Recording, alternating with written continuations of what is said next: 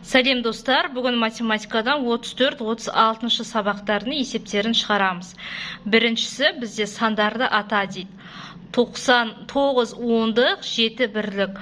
9 ондық дегеніміз 90, 7 бірлік дегеніміз 7, сонда бұл сан 97 деген сан. Екіншісі 6 ондық, 3 бірлік дейді. 6 ондық дегеніміз 60, 3 бірлік дегеніміз 3. Бұл сан 63 деген сан. Келесі 4 ондық, 8 бірлік дегеніміз 4 ондық 40, 8 бірлік дегеніміз 8, сонда бұл сан 48. Одан кейін 5 ондық 2 бірлік, яғни 5 ондық дегеніміз 50, 2 бірлік дегеніміз 2, бұл сан 52-ші сан. Келесі есеп асы 40-тан бастап 60-қа дейін бір-бірден қоса отырып сандарды ата дейді. Яғни 40 бір-бірден қоса отырып дегеніміз 40-қа 1-ді қосамыз, 41. Оған тағы 1-ді қосамыз, 42. Оған тағы 1-ді қосамыз, 43. Оған тағы 1-ді қосамыз, 44. Оған тағы 1-ді қосамыз, 45. Оған тағы 1-ді қосамыз, 46. Оған тағы 1-ді қосамыз, 47. Яғни шыққан сандарға 1-ді қоса береміз, сөйтіп 60-қа дейін жазып шығамыз. Яғни 48, 49, 50, 51, 52, 53, 54, 55, 56, 57, 58, 59, 60. Мінекей асы осылай болады. Екіншісі 20-дан бастап 1-ге кеміте отырып сандарды кему ретімен жазыңдар дейді. Яғни 20-ды 1-ге кеміте отырып дегеніміз 1-ді азайтамыз. 20 азайту 1, 19, одан 1-ді азайтсақ 18, осылай кему ретімен 1 деген сандарды азайта отырып жазамыз. Яғни 16 азайту 1, 15, дәл осылай кему ретімен 14, 13, 12, 11, 10, 9, 8, 7, 6, 5, 4, 3, 2, 1 деп осылай 1-ге дейін кеміте отырып, кему ретімен жазып шықтық. Түсінікті ғой, енді үшіншісі сандарды оқы, олардың ондықтары мен бірліктердің санын анықта дейді. 54 саны. 54 саны дегеніміз 5 ондық, 4 бірлік. 54 саны дегеніміз 5 ондық, 4 бірлік. 76 саны 7 ондық, 6 бірлік.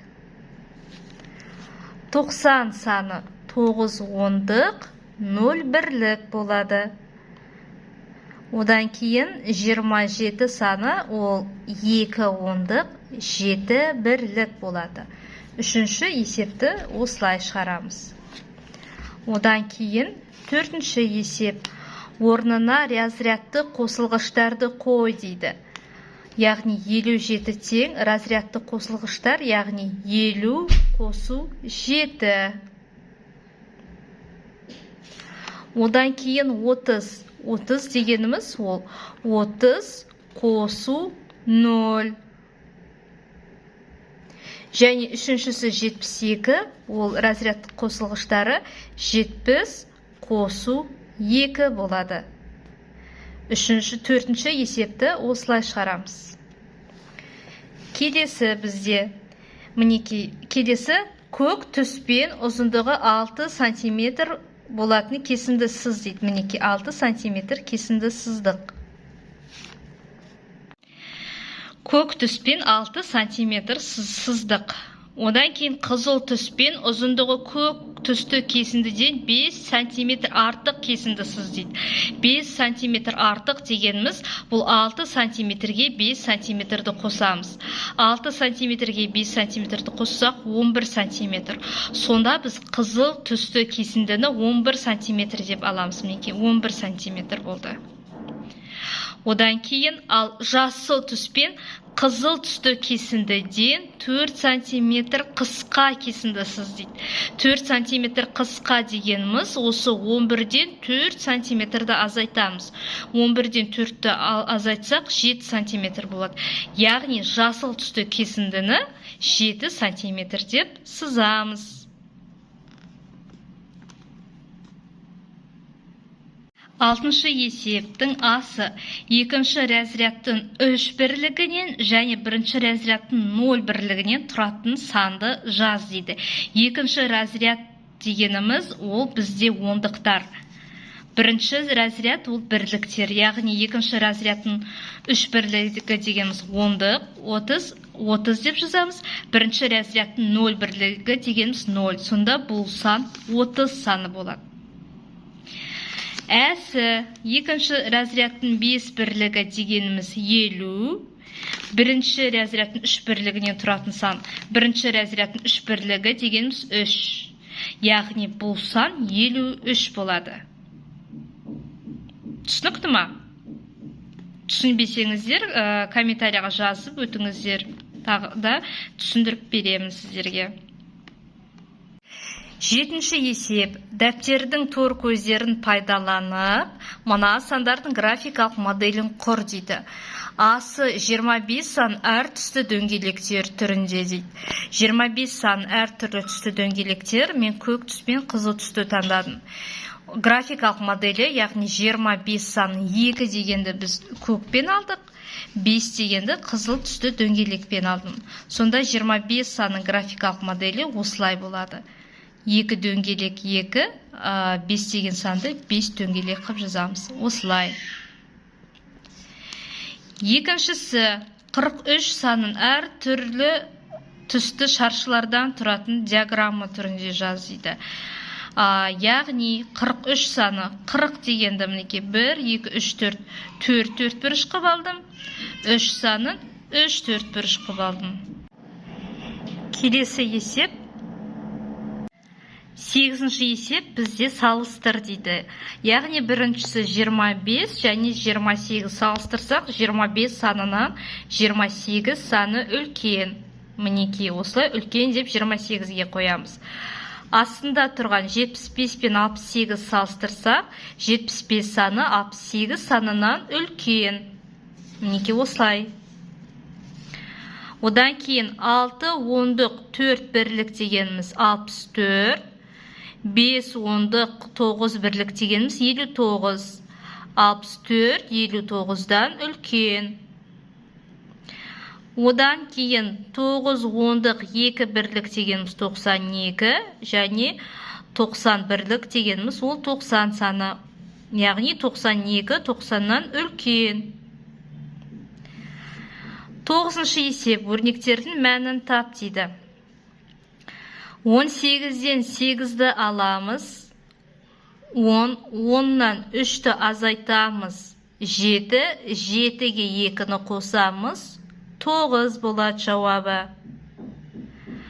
Одан кейін 19-дан 5-ті аламыз, 14, 14-ге 3-ті қосамыз, 17, 17-ден 4-ті азайтамыз, 13.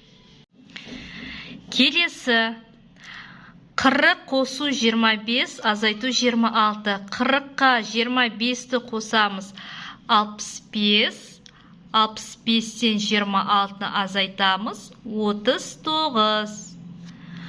Одан кейін 85-тен 40-ты азайтсақ, 85-тен 40-ты азайтсақ 45, 45-тен 17-ні алсақ 28.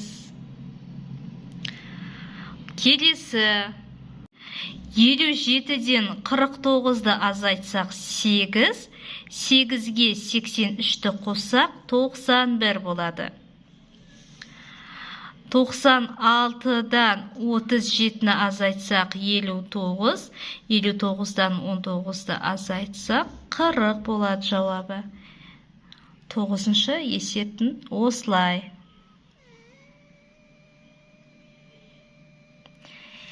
Келесі 10-шы есеп амалдарды орындалу ретін анықта және оқы. Өрнектің мәнін тап дейді. Яғни біз біріншіден осындай есеп берілгенде алдымен жақшан ішін орындап аламыз. Бірінші 39 азайту 24, одан азайтамыз жақшан ішінде 15 азайту 7. Бірінші жақшан ішіндегілерді азайтып аламыз. 39-дан 24-ті алсақ 15, 15-тен 7-ні алсақ 8. Жақшаның ішін азайтып жазып алдық. Енді 15-тен 8 азайтамыз, жауабы 7 болады. Өрнектің мәні яғни 7. Одан кейін 46 мен 35-дің айырмасын табамыз. 46 мен 35-дің айырмасы 11. Екінші жақшада 21 мен 19-ның қосындысы 21 мен 19-ның қосындысы 40. Екі жақшаның ішін орындап аламыз. Содан шыққан сандарды бір-біріне қосамыз. Яғни 11 мен 40-ты қоссақ, жауабы 51 болады. Одан кейін келесі бірінші жақша 23 пен 52-ның қосындысы, екінші жақша 17 мен 13-дің қосындысы. Осылай қосындыларын бөлек есептеп аламыз. Бірінші жақшада қосындысы 75-ке тең, екінші 17 мен 13-дің қосындысы 30-ға тең. Шыққан сандарды, яғни бір-біріне азайтамыз. Яғни 75-тен 30-ды азайтамыз, жауабы 45-ке тең. Енді 23 пен 77-ның қосындысы 100, 68 бен 19-ның айырмасы 49. 100-ден 49-ды азайтсақ, 51 болады жауабы. 10-шы есептің жауаптары осылай. 11-ші есеп өрнектерді жаз. А. 83 пен 24 минус С өрнегінің қосындысы. Яғни 83 дегенмен 83, 24 минус С жақшаға аламыз, өрнегінің қосындысы. Қосу. Бірінші өрнек дегеніміз осылай жазамыз. 11-ші есеп өрнектерді жаз. Яғни 83 пен 24 минус С өрнегінің қосындысы дейді. Асы мінеке 83 қосу 24 минус С. Өрнек осылай болады. Әсі Б мен 58 минус 19 өрнегінің айырмасы дейді. Яғни 58 минус 19 өрнегі деп жақшаға алып аламыз. Сосын Б мен деген мінеке Б минус 58 минус 19 өрнегінің айырмасы осылай жазылады. 11-ші есеп осылай. Одан кейін 12-ші есеп орнына тиісті санды қой дейді. 83 қосу 17 ол бізде 100-ге тең. Одан кейін 94 минус мына жерде x деп алсақ, білеміз, мына жердегі санды табу үшін біз 94-тен 35-ті азайтамыз. 94-тен 35-ті азайтсақ, бізде 59 деген сан шығады. Одан кейін мінеки мына жерде белгісіз сан болды, яғни ол жерге 83-ті қоямыз. Қосу 17 тең 100-ге тең. Мына жердегі сан табу үшін біз 100-ден 17-ні азайтамыз, сол кезде 83 шығады. Одан кейін мына жерде біз 59-ды қойдық. Бұл жердегі сан табу үшін 94-тен 35-ті азайтамыз, 59 шығады. 59 қосу 35 100-ге тең. 94-ге тең, кешірім сұрайым. 94-ге тең 59 бен 35-ні қосындысы. Одан кейін 100 минус 17 ол 83-ке тең. 59 қосу 35 ол 94-ке тең. Көрдіңіздер ме, бір-біріне ұқсас есептер тек қана орындарын ауыстырып қойған. Енді келесі 13-ші есеп. 13-ші есептің асы 14, 15, 16 сандарын қосылғыштардың біреуі 8 болатын 2 бір таңбалы сандардың қосындысы түрінде жаз дейді. Бір таңбалы сандардың қосындысы түрінде жаз, яғни біреуі 8 болу керек. Яғни 8 қосу 16, 14 дейміз. Одан кейін 15 саны ол 8 қосу 7. 8 қосу 7 тең 15. Одан кейін 3-ші 16 ол 8 қосу 8 тең 16. Осылай қосылғыштардың біреуі көрдіңіздер ме? 8 болып шықты. Осылай қосындысы түрінде жаздық. Одан кейін әсі 35 пен 17 сандарының айырмасының мәнін бірдей қосылғыштардың қосындысы түрінде жаз дейді. Біз бірінші 35 пен 17-ның айырмасының мәнін тауып аламыз. 35 пен 17-ның айырмасының мәні 18-ге тең. Енді осы 18-ді қосылғыштардың бірдей қосылғыштардың қосындысы түрінде жаз деген. Яғни 18 дегеніміз ол 9 қосу 9. 9 қосу 9 тең 18. Үшінші есептің әсін осылай жазамыз. 14-ші сызба бойынша есеп құрастыр. Есептің шешуін санды өрнек түрінде жаз және теңдеу түрінде жаз дейді. Яғни бізде бұның барлығы, мысалы, алайық 37 бала деп аламыз. Біріншісін жазамыз өрнек түрінде. Барлығы 37 бала.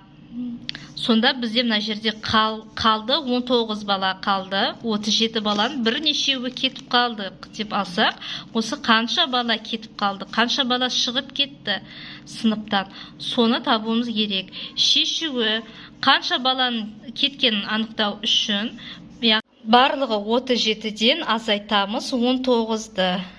Жауабы 18. Сонда бізде барлығы 37 бала болды, оның 19 баласы қалды, 18 баласы кетті, шығып кетті. Сонда жауабы 18. Жауабы 18 бала. Бірінші асын осылай шығарамыз. Енді екіншісін біз теңдеу түрінде жаз дейді. Теңдеу түрінде жазсақ, яғни мына жерде барлығы 37 ғой, мына жерде 19. Мына сұрақ белгісін біз x деп аламыз.